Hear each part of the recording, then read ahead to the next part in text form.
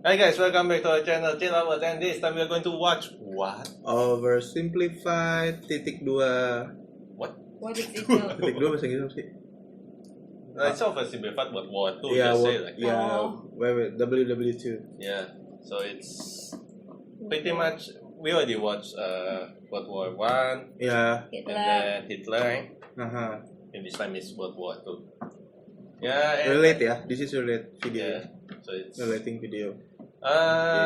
yeah, this video is a little bit long because of two parts. This one is the first part, so Oh, okay. let's see.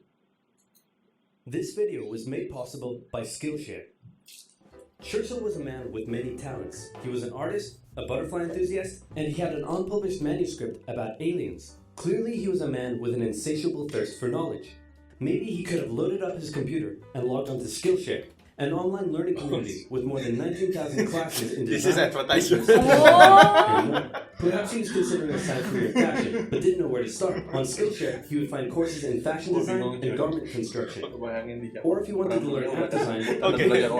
just They got a me. really good quesadilla. He would have found courses for all of these and more on Skillshare. Skillshare gives you access to high-quality classes taught by genuine experts working in their field. I work heavily with animation, and I was genuinely blown 5 away by minutes the number more of really useful courses advertising. available to me. Like this class full of tips and tricks for creating vector art, or this one for creating character walk cycles.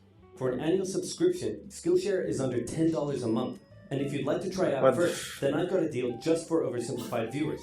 The first 1,000 people to use this link, which can be found in the description, will get their first 2 months of Skillshare for just 99 cents. Be sure to try it out using the link in the description and learn something new today. Now, without further ado, Okay, the it's translation is 1902. funny. A young man by the name of Benito Mussolini moves from Italy to Switzerland to avoid military service. He gets big into socialism, working for trade unions, writing for socialist newspapers, advocating a violent overthrow of European monarchies, the whole shebang. This gets him in a bit of trouble with the Swiss police, so he gets arrested, sent back to Italy, set free, returns to Switzerland, is arrested again, goes back to Italy again, completes his military service after previously avoiding it, and then after a brief stint as an elementary school teacher, he finally returns to work as an avid socialist. His speeches and journalistic abilities made him famous among Italian socialists. He was anti-war, so when Italy colonized Libya in 1910, he rioted and got arrested. Then World War I came along, and once again he protested Italy's involvement. But then he thought, wait a minute, this war could bring about the social climate needed to overthrow European monarchies and bring about the socialist revolution everywhere. And suddenly he was pro-war. But his fellow socialists didn't like his new pro-war stance, so they kicked him out of the party. So then he said, you know what? I'm done with socialism. We need something new, not based on class divisions tearing us apart, but based on unity through nationality. We'll conquer the Mediterranean and reunite all Italian peoples, just like the days of the Roman Empire. I'll call it fascismo, and it will guide the Italian nation to greatness. That's all well and good, Mr. Mussolini, but what kind of haircut am I giving you? Let's go with bold.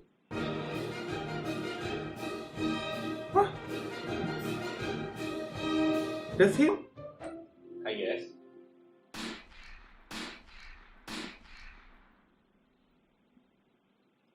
Italy had been on the winner's side in World War I, and they hoped they were going to get a lot out of it, but in the end, they only got a little, and they felt cheated. On top of that, a bad economy and weak governments meant that the Italian people were a little unhappy. So when Mussolini came along and said that he could fix everything, his fascist movement gained a lot of support. In 1922, he went to the king and said, make me prime minister, or I'll make me prime minister. And the king said, you and what army? This army. Fair enough. Then he went about establishing a dictatorship with himself at its center. Europe had its first fascist dictator. Next up, Germany. Germany had been on the loser's side, and they got absolutely wrecked by the Treaty of Versailles. They lost territory, had to demilitarize the Rhineland, had to reduce their army to just 100,000 men, couldn't have an air force, had to pay the Allies a huge amount of money that it didn't have, and a new rule was established that every Englishman withheld the right to walk into the center of Berlin, pick out any German they wanted, and spank the hell out of them. I made that last one up, but it helps you understand how all this felt to Germans. On top of that, a bad economy and weak governments meant that when a small angry man with a silly mustache came along and said that he could fix everything, the German people loved him. Hitler had been a soldier during World War I, and he was crazy patriotic, and nobody was madder than him about Germany's humiliation. He helped start a new political party, and in 1923 attempted a march on Munich with his boys. And then he got arrested. But his popularity grew and grew, and in 1933, the president made him chancellor. He believed he was Germany's great destined savior, and he went full megalomaniac, establishing a dictatorship with himself at its center. Europe had fascist dictator number 2. Hitler and Mussolini had a lot of the same ideas, but more importantly, they had the same enemies, and they started to get along. Anyone else want to be friends? Franco? No? You good? I do. Who's that? It's Japan, and they've taken over northern China. Let's rewind a bit. Japan had isolated itself from the rest of the world for over 200 years until the Americans showed up and said, you're going to trade with us and you're going to like it. Then the Western powers imposed a bunch of unequal treaties, meaning Japan's economy was bust. They also had no natural resources, so they decided to go get some. They went to war with China to gain a sphere of influence over Korea, and they took a bunch of China's stuff. But then the West said, hey, cut that out. And since Japan couldn't take on the West, they said, okay, I guess we'll just go home. Wait a minute, what are you doing? Taking advantage of a weakened China and setting up spheres of influence. But I was the one who weakened them. We know. And you guys didn't let me have anything. We know. That seems unfair. We don't think so. Okay, see ya. So Japan thought, screw this, and went to war with Russia, and stunned everyone by actually winning. Then they fully annexed Korea, but they didn't stop there. In World War I, they took Germany's colonies and islands in Asia. And then in an incident that was maybe staged by the Japanese army, a bomb blew up a Japanese train in Manchuria, giving them an excuse to launch an invasion and take over. So here's the situation. Nazi Germany, Fascist Italy, and Japan all believe they're racially superior, all feel hostility towards the Allies, and all want to militarize and take over more stuff. And so they did. Let's start with Germany. Hitler hated the Treaty of Versailles, and now he was ready to begin undoing it. In complete violation of the treaty, the first Luftwaffe squadrons were set up, conscription was introduced, and he pimped up his army. The Allies did nothing. Then Hitler sent his army back into the demilitarized Rhineland, giving orders to immediately retreat if the Allies showed up. The Allies did nothing. With his military re-strengthened, he could now move on to step 2. He wanted to rapidly increase the Aryan population, and to do so, he needed Lebensraum. Or in other words, he would have to take over the world. But for now, a good portion of Europe would do, and he began eyeing up his neighbors. The Allies finally started to get worried, so they implemented a fairly useless diplomatic strategy called appeasement, and it went a little something like this. Hitler would say, I want that thing, and the Allies would say, you can't have that thing. Okay, you can have that thing, but no more. I want that thing. And repeat. In 1938, Hitler's army marched into Austria and just took it, with no resistance. Boom, this is Germany now. Next, he demanded to be given the Sudetenland, an area of Czechoslovakia with many ethnic Germans. The Allies held a meeting with Hitler in Munich and said, look, we're going to give you what... Hang on, this meeting is about my territory. Shouldn't I come to the meeting too? Anyway, we're going to give you what you want. Really? Yeah. Just like that? Yep. What's the catch? Just sign this piece of paper promising you won't invade the rest of Czechoslovakia. Okay. Then Chamberlain returned home victorious, waving his signed piece of paper in the air, declaring crisis to be averted and the continuation of world peace, and we built a statue of Chamberlain in his honor, and every day on the 30th of September we celebrate Chamberlain Day. Hitler's invading the rest of Czechoslovakia. What? He's invading the rest of Czechoslovakia. Oh. You lied to me. What do you expect? I'm Hitler. Not that he also wanted to get in on the action. He thought to himself, isn't there a not yet colonized nation somewhere which is so underdeveloped that the people would be defending themselves against our tanks with literal bows and arrows and wooden spears? Oh, there is? Fantastic. And so he took it. Italy also wanted to control the entrance to the Adriatic Sea, so they occupied Albania. Then, in another incident which was maybe staged by the Japanese, gunfire was exchanged by Japanese and Chinese troops at the Marco Polo Bridge, and the Japanese launched yet another invasion against China. They swept through Beijing and Shanghai, and then advanced through the Yangtze Valley to China's then capital, Nanking. It was here that saw the worst of Japan's shocking atrocities committed against the Chinese people. Back in Europe, Germany and Italy made their relationship status official by signing the Pact of Steel. Then, Hitler turned his eyes towards Poland and the hated Polish corridor, splitting Germany in two. At this point, the Allies really had to put their foot down, and they warned him that an invasion of Poland would mean war. Hitler had planned to continue his advance eastward, but he didn't want to end up fighting a war on two fronts. So for now, he made an alliance with Stalin, saying, how about we both invade Poland and split it between the two of us, and I definitely won't not refrain from not betraying you sometime in the future. Sounds good. This new alliance stunned the West. On the 1st of September 1939, German troops entered Poland, and Britain and France declared war on Germany. The Poles fought hard, but they were no match for the two giants crashing down on them from either side. Then came a period known as the Phony War, where everyone just sort of sat around not doing much. The French had launched a small invasion into the Saarland, but they maintained mostly defensive positions, and after a while decided to just turn around and call it a day. Speaking of France, the French were still super proud of their victory in World War I, and they hadn't really moved on from it. They still used horses, they dispatched messages by motorbike instead of using radio, orders from the commander-in-chief were usually pretty vague, and the troops were rarely inspected. They built a line of defenses along their German border, but didn't bother extending it all the way to the Channel, and they wouldn't launch artillery strikes against Germany out of fear of being retaliated against. In a war, They didn't want to attack the enemy. And at first the UK wasn't much better. Chamberlain still naively hoped that the war could be ended diplomatically. Instead of bombing raids, the RAF dropped propaganda leaflets over German cities, which one air marshal said likely did nothing but provide the continent with toilet paper for the duration of the war. They also only sent 200,000 men to France, while the French had mobilized millions. Both Britain and France wanted to avoid a repeat of the First World War, and so they wanted to keep the war as far from home as possible.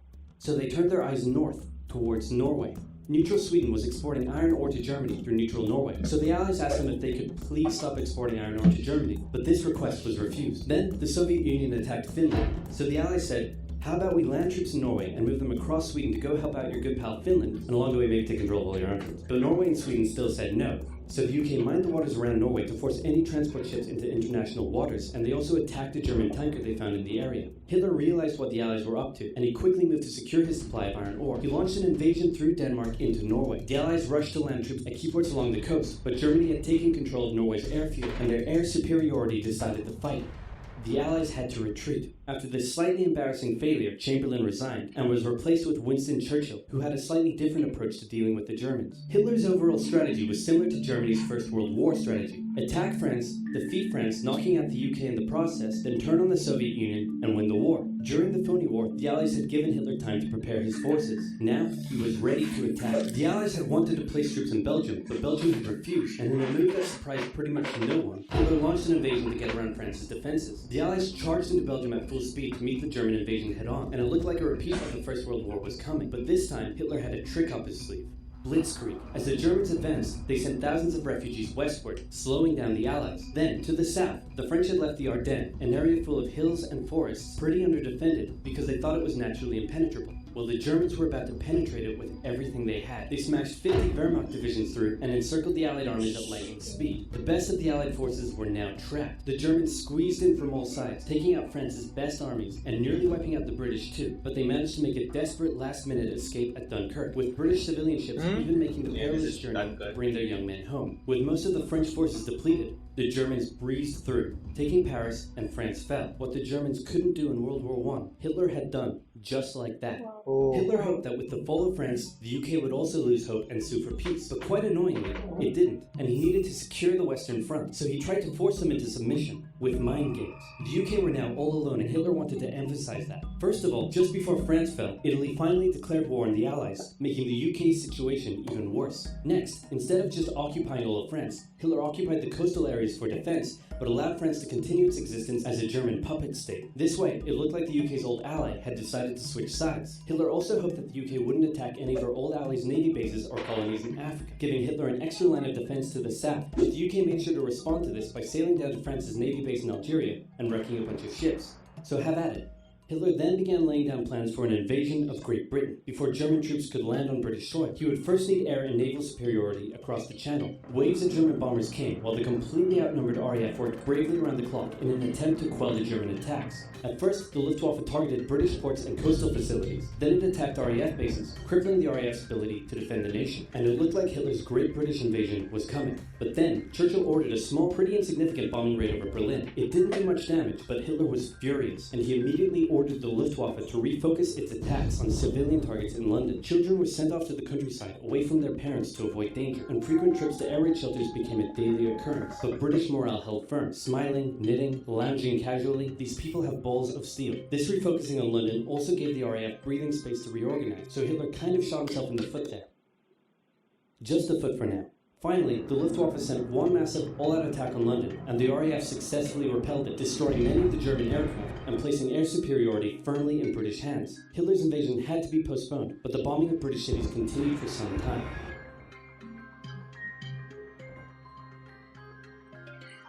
Yeah, okay, that's the part one. Yeah, okay. This is the part this is the second part, the last part, which is about 15 minutes, I guess. Same like the usual, the first one. Okay, then we're going to start it now. This video was made possible by Skillshare, an online learning solution. Skip this. Until Skip this. to learn how you can get an exclusive deal just for Oversimplified I think viewers. it's at the end of the video, right? Yeah, it's at the end of the video. Okay. So what else is happening? Well, when I said Britain was all alone, that wasn't entirely true. many Commonwealth nations and other Allied colonies had joined the war in Britain's support. They would play a key role throughout the war, particularly in the African and Italian campaigns. On the Axis side, Germany, Italy, and Japan signed the defensive tripartite pact, bringing their military alliance even closer together. The Soviet Union's war against Finland should have been an easy victory, but it became a humiliating struggle, and their military ineptitude was put on full display. In the end, they did force the Finns to sue for peace. Then, they continued their honorable campaign of pushing around much smaller countries by annexing the Baltic states and part of northern Romania. France's colonies in equatorial Africa were like, heck no, we aren't going to join the Germans, and they all pledged their allegiance to free France, except for Gabon, which had to be taken by military force. The Allies also tried to capture the strategic port of Dakar, but that ended in failure. Mussolini had seen Hitler's successes, and he thought now it was Italy's time to shine, so he tried to take British Somaliland, and that went pretty well. Then he tried to take Egypt, and that went less well. Then he tried to take Greece, and that went really badly. Churchill began referring to Italy as Europe's soft underbelly. He began favoring a military campaign from the south and started sending British troops to Greece. All of this had Hitler pretty concerned, and he moved to protect his southern flank. He had been getting friendly with Hungary and twisted their arm into signing the Tripartite Pact and joining the Axis powers. Romania was also eager to join for protection against the Soviet Union. The Tripartite Pact was designed to prevent any other countries from deciding to join the Allies, specifically Britain's old ally, the pesky United States of America. When war first broke out, American public opinion was strongly against joining in. In 1940, there was an election. The Republican candidate said, "I will not send any young Americans to die in Europe," and sitting President Franklin D. Roosevelt said, "I will also not send any young Americans to die in Europe. Unless I have to, then I might." And Roosevelt won. Churchill asked him to join the war, but Roosevelt said, "No can do, Winston, but you know what? Here, have some weapons." America began supplying the Allies with food and munitions, but there was one problem. German U-boats were sinking thousands of Allied supply ships in the Atlantic, including American ones. If the Germans could sever Britain's supply line, the UK would starve. Throughout the war, the Allies had to come up with better technology to fight the U-boats. Improved radar, aircraft with longer range, better weaponry and convoy tactics. At one point, a man even called a meeting and said, "Pykrete, you take some wood, you take some ice, you put them together, you get pykrete." And then he pulled out a gun and shot some wood and it shattered. And then he shot some pykrete and the bullet ricocheted off it and hit someone else in the conference room. Then they tried to make a pykrete aircraft carrier, but that idea was scrapped, because that's a really dumb idea. In the end, Alan Turing and his team of codebreakers cracked Germany's Enigma code, and the U-boats gradually became less and less of a threat. Back in Africa, Britain decided to push Italy out of Egypt. Hey, that was pretty easy, so they kept going. Hitler realized he was going to have to finally step in and do something. He went to Bulgaria and Yugoslavia and said, "Hey, I'm going to move troops through you to get to Greece, so either join us, or, be invaded." Bulgaria opted to join them. Yugoslavia opted to be invaded. Then Greece finally fell to the joint German-Italian invasion. The British had moved troops from North Africa to fight in Greece, which helped Rommel and his tank divisions push the British back to Egypt. And they could have kept going, but a small, mostly Australian force held out under siege for 8 months in Tobruk, denying the Germans a strategic port city and disrupting their supply line. Despite having some success in the Middle East, the British didn't seem like any real threat for now. Hey, Soviet Union, look out! With 3 million troops, Hitler launched the largest ground invasion in history, and Stalin was far from ready. Both Churchill and Roosevelt had warned him of an impending attack, but he dug his head in the sand, and the Soviets didn't stand a chance. Germany made staggering progress, with huge encircling movements capturing mind-boggling numbers of Russian troops. 250,000 at Bialystok, Minsk, 300,000 at Smolensk, nearly 700,000 at Kiev, and again at Vyazma and Bryansk. Leningrad was put under a siege that would last an insufferable 4 years. The invasion of Russia had been Hitler's main ideological goal from the beginning, and his hatred for the ethnic peoples there was now unleashed in all its fury. The Eastern Front of the Second World War was brutal for all that endured it. The Germans were now inside of Moscow, and that's it. It's all over. But then it happened. It got cold. Stupid cold. Hitler had hoped the Soviets would give up before winter, but they kept fighting. His commanders came to him and said, "Can we please dig in for the winter and wait until spring?" "No. Keep going." "But oil is literally freezing inside our vehicles." "That's fine. Keep going." "We're having to leave the corpses of our frozen horses by the side of the road so we can still find our way in the snowdrift." "Perfectly normal. Keep going." Hitler hadn't given his millions of men winter clothing and supplies, because he thought he really should have won by now. Then, Stalin called in troops from the Siberian front, specially trained to fight in the extreme cold, and the Germans were no match. They were now being pushed back. They had no choice but to dig in and wait for winter to end. Germany's victories were staggering, and Japan was eager not to miss the victory bus. Their war in China had come to a standstill, but they wanted to keep expanding their sphere of influence and getting those sweet, sweet raw materials. They began making plans to expand southward, but there was a problem. Southeast Asia was heavily colonized by America and Great Britain. It was also full of ocean. Ocean meant naval combat, and there was no way the Japanese Navy could stand up to the US and the UK. So they thought, wouldn't it be nice if we could destroy their navies before we begin our conquest? And so it was. On December 7th, 1941, the Japanese launched a surprise air raid on the US Pacific Fleet at Pearl Harbor and inflicted a huge amount of damage. They also attacked British colonies in Southeast Asia. Roosevelt had no choice but to declare war on Japan, and so did Churchill. Hitler then declared war on America, even though he totally didn't have to. The attack on Pearl Harbor seemed like a big Japanese victory, but they didn't attack any of the naval repair yards, fuel storage tanks, or the submarine base, meaning the Pacific Fleet would be up and running again pretty soon. In the meantime, though, the Japanese were able to begin their conquest. They took Guam, the Gilbert Islands, Wake Island, Hong Kong, and the Philippines. They forced Thailand to join them so they could march their troops through to Malaya. They swept through Singapore, North Borneo, the East Indies, New Guinea, the Solomons, and they were now threatening northern Australia and the borders of India. Japan's victory had been as staggering as the Germans, and it reinforced the Japanese idea that this was a divine war which they were destined to win. But their victories had been based on speed, not power, and power would eventually catch up with them. For now, though, in all occupied nations, the people suffered. Persecution, forced labor, harsh punishments for any who spoke out against their occupiers. In Europe, the Nazis were rounding up ethnic minorities and other unwanted groups and individuals. In particular, millions of Jewish people would suffer through the terrible events of the Holocaust. Brave resistance movements rose up in defiance of their invaders, while the people held out for hope. And hope was coming. Winter was over, and Hitler could continue his push eastward. But this time, he switched up his strategy. He wanted to focus on the south. His plan was to cut off the Russian armies in the Caucasus, an area full of oil, and then invade the Caucasus and take all the oil. His forces moved across the north with ease, and Hitler got cocky. He rerouted the 4th Panzer Army south early, leaving the 6th Army to complete the encircling movement alone. To do so, the 6th Army had to reach and take the key Soviet city of Stalingrad. The Russians defended it fiercely, and Stalingrad saw some of the harshest fighting of the entire war. The Soviets held up the German advance for 5 months as they battled in the war-torn city, which bought them valuable time. When the Germans had first launched their invasion a year earlier, the Soviets had moved their factories to the east. Those factories had been building a butt-ton of tanks and aircraft, and getting the Soviet army up to scratch. Now, it was ready. Stalin gathered his new and improved forces around the city, and in an attack that resembled Hitler's own encirclement tactics, they began surrounding the 6th Army. Hitler's commanders came to him and said, "Hey, maybe we should retreat." But Hitler said, "No, you stay." The entire 6th Army was trapped and had to surrender. With complete air superiority, the Soviets started pushing westward. For Stalin, it was a resounding victory. For Hitler, an absolute catastrophe. Things also weren't looking too good for Hitler elsewhere. With America now in the war, Allied bombing over German cities reached devastating levels. In Africa, the British had pushed Rommel back again. Then they were pushed back again, and finally, after a decisive battle at El Alamein, and with American and British troops arriving in the west, the Germans and Italians were squeezed out of Africa. Japan was also already seeing its rapid success being turned around. They attempted to take the island of Midway, but the US Navy was ready for the attack, and they sank Japan's carrier.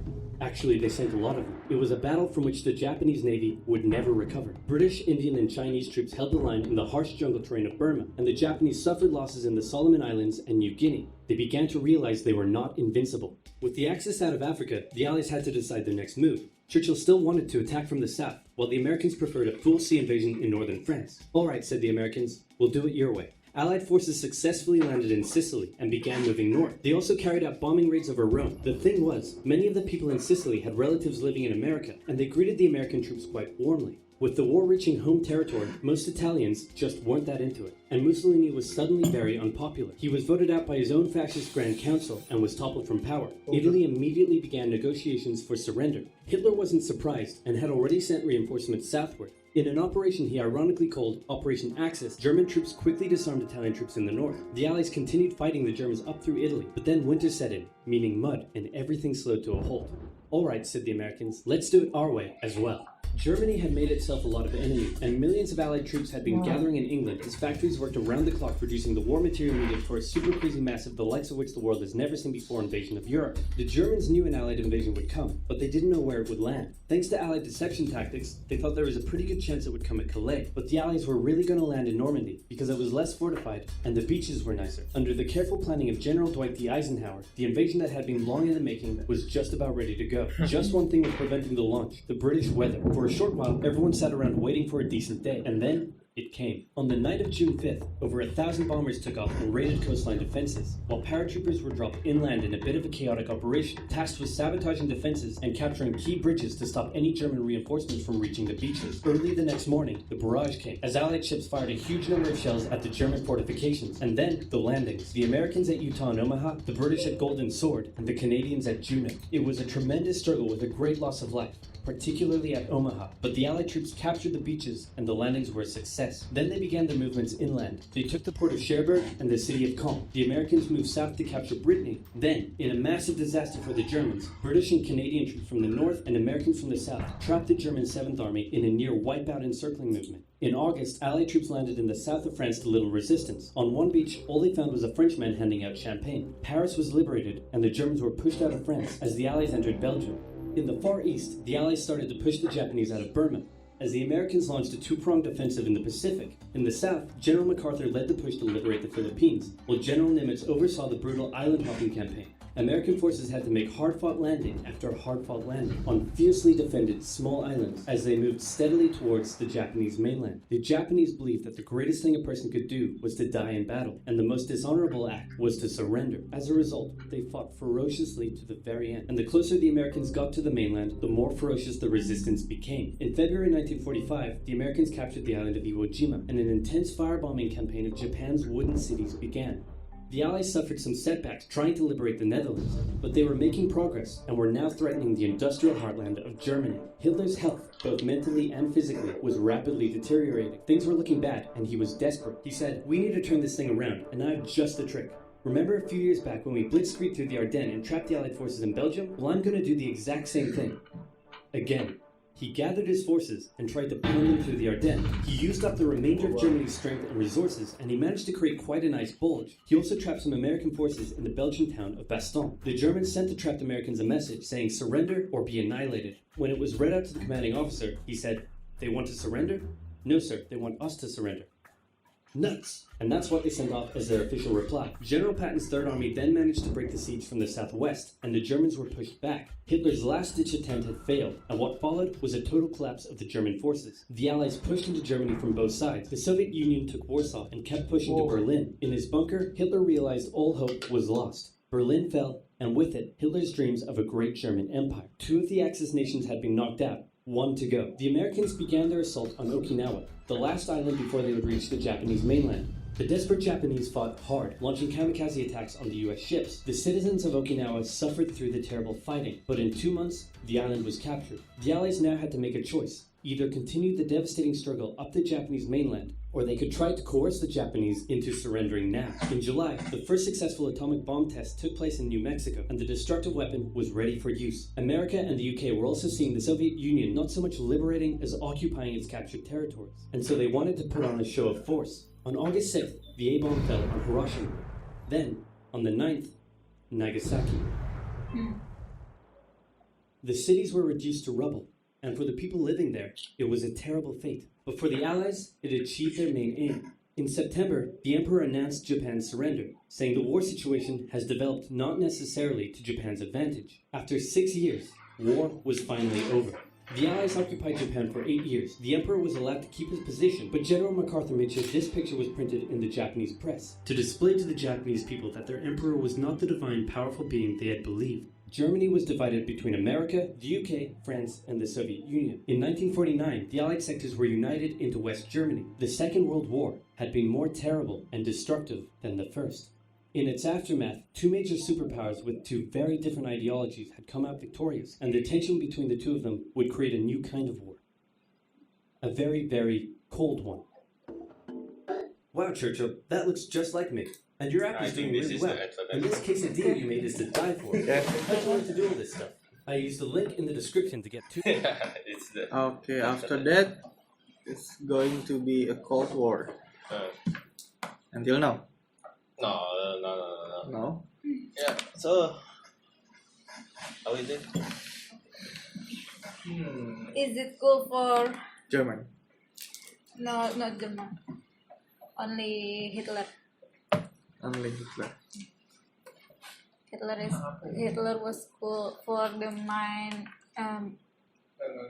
her mind. Buku berasa ini aja sih. Jerman itu kalau dia nggak ambisi banget. kalau dia nggak salah nyerang orang, nggak jadi begitu dia. So he thinks that if Germany didn't attack the wrong nation, Yes, it wouldn't be like that. yes. And which one is the wrong nation? Amerika lah. Tadi kapalnya itu loh. Iya. Dia kan Supposed to bilang, be gua nggak Jerman. ikut-ikutan ya. Jerman attack Dia kirim senjata Indonesia. doang. Yeah. So yeah, so he thinks German made a mistake by attacking United States. Supposed to be Kalau Jerman itu. Jepang ya memang bodoh, dia membabi buta, dia serang semuanya. Yes, Yeah. according to him, Japan was stupid Stupid. for attacking everyone Everyone, ya. Randomly. Ya, randomly. randomly. Tapi keuntungannya Jepang jadi negara maju.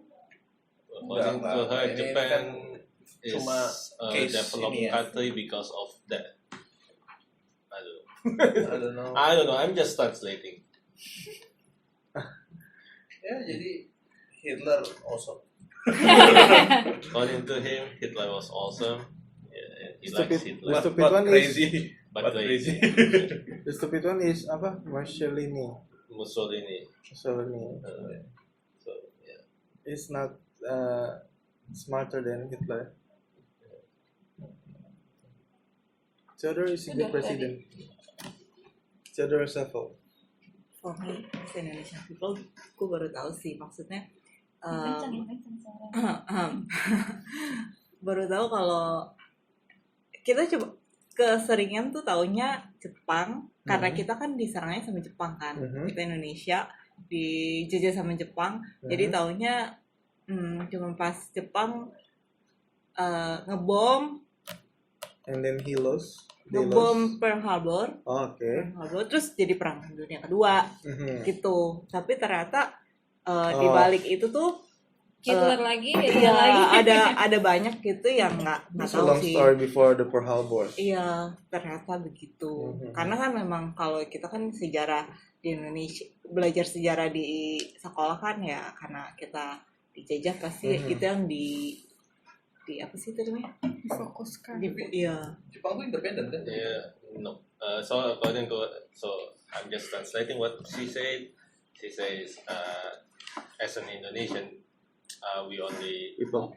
I mean, we learn most of the stuff is only Japan's invasion to Indonesia, Japan's, and then she thought that Japan, the World War II started after the Pearl Harbor. Pearl Harbor. You Yeah. said Pearl Harbor, yeah, after Yeah. Pearl Harbor. Then, yeah, she didn't know about the Hitler stuff, something like that. You Yep. said? Yeah, Yep. only the Japan stuff because Me that's what they taught us in the high school, not high school, in Junior school. Junior school. In school. In school. Yeah. So, Tirta, you want to add something, right? What did you want to say? Enggak, tadi nanya independen nggak sih? Oh no, Japan is not independent. Japan is in the axis between those three. Italy and then Jerman. German and Japan. And then other countries follow because they are scared. Soalnya tadi kan kelihatan lebih ke Italia sama Jerman kan lebih kayak barengan tuh, kayak ini invasi Prancis gitu-gitu kan. Yeah, Tapi yeah. Jepang tuh kayak lari sendiri gitu. Dia ini sendiri gitu Yeah. kayak. So Robi translate what he said. Apa tadi?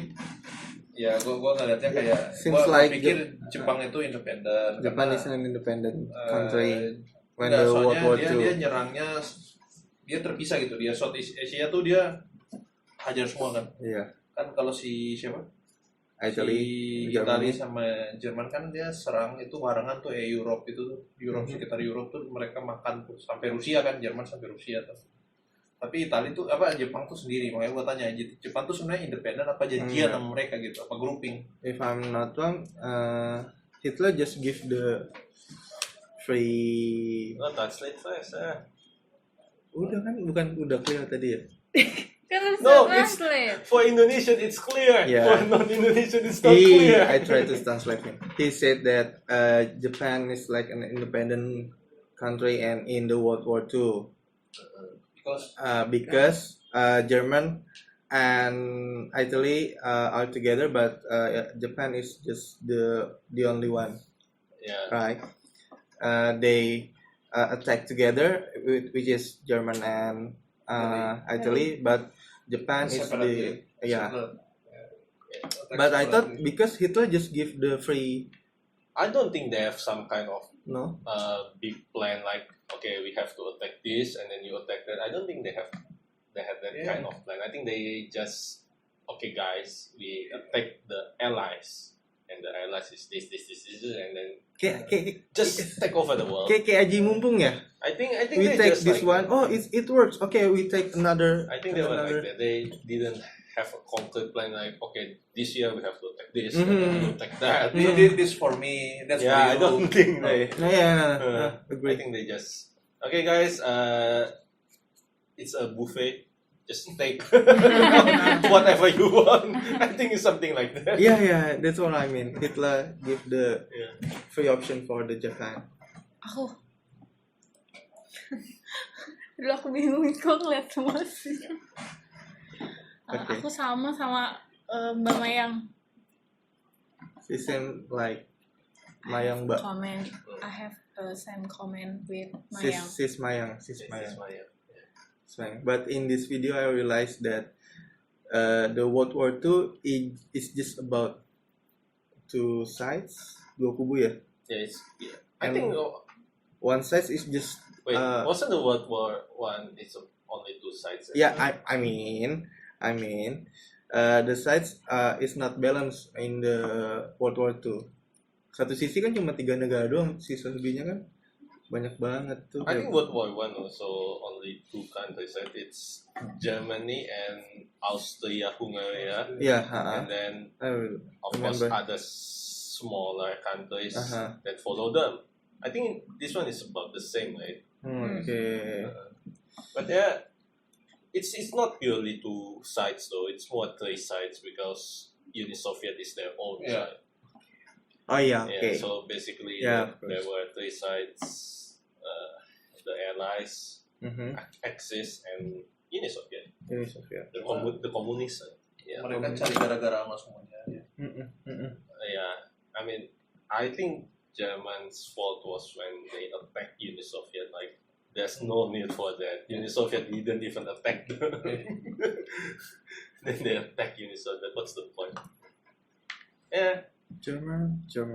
Yeah, then, yeah, guys, if you still watch it until here, then you are crazy awesome, like Hitler. Nobody wants to be compared with Hitler. So, yeah.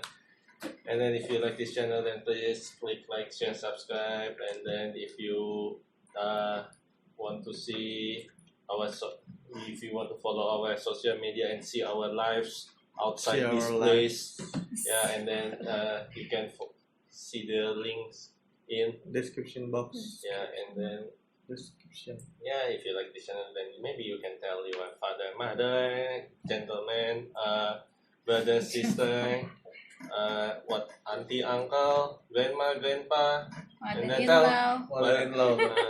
mother-in-law, and then tell who? Your history teacher. Ini nih. Epic. Ayo. Guru sejarah aja dulu. Yeah. Tell, My wife. history teacher, his wife, whom we never saw in this video, right? Yeah. Of course. Yeah. Maybe she wants to be here, No, of teaching some kind of history to us. Yes. No, of course. Or and ask her whether Storytelling. all of these are right or not. Maybe she wanna tell you about history about me. No, that's No. Yeah. Thank you guys for watching. See you again.